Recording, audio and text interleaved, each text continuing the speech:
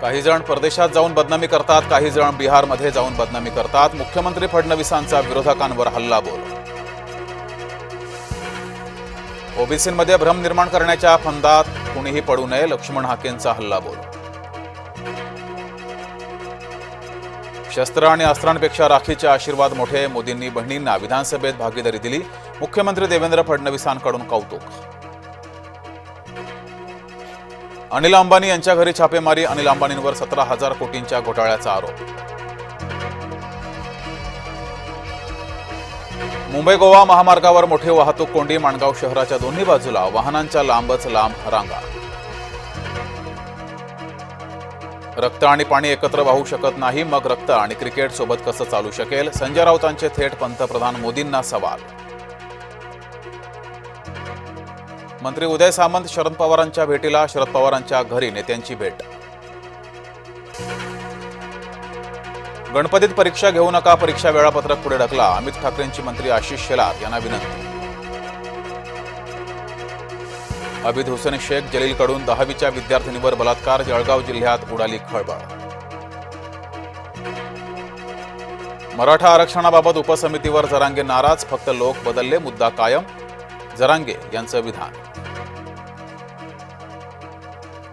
गणेशोत्सवाच्या तोंडावर तात्पुरती खड्डेभरणी, तब्बल 15 वर्षांपासून रखडलाय महामार्ग। संभाजीनगरमध्ये ऑनलाईन गेमिंगमुळे पहिला बळी, गळफास घेत 17 वर्षाच्या मुलानं संपवलं आयुष्य। परप्रांतीयानं मराठी माणसाला डिवचलं, मनसे पदाधिकाऱ्यांनी परप्रांतीयाला बदडला। दिवस उजाडल्यावर कोल्हापूर शांत, शुक्रवारी रात्री सिद्धार्थनगर कमानीजवळ तुफान राडा। भारत पाकिस्तान क्रिकेट सामन्याविरोधात असंतोष, केंद्र सरकारच्या धोरणावर जोरदार टीका। अभिनेता गोविंदाचा संसार मोडला, सुनीता आहुजा यांचा घटस्फोटासाठी कोर्टात अर्ज। कणकवली मटका प्रकरणात पोलीस निलंबित, पोलीस निरीक्षक अतुल जाधव निलंबित। जळगावात पावसामुळे धरणं भरली, नद्यांना पूर, शेतकऱ्यांचं मोठ्या प्रमाणात नुकसान। पुण्यातील ससून रुग्णालयामध्ये ठाकरे गटाचं आंदोलन, समस्यांना वाचा फोडण्यासाठी ठाकरे गट आक्रमक। इडापिडा घेऊन जायगे मारबत, नागपुरात घोषणा दुमदुमी। नागपुरात डोनाल्ड ट्रम्पचा बडगा, आगाऊ ट्रम्पचा नागपूरकरांकडून निषेध।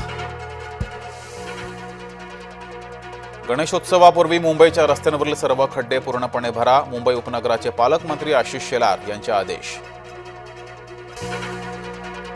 सागरी किनारा प्रकल्प आणि मेट्रोमुळे मुंबईच्या सीमारचनेत बदल, सीमारचनेवरील ठाकरे गटाचा आक्षेप भाजपानं फेटाळला।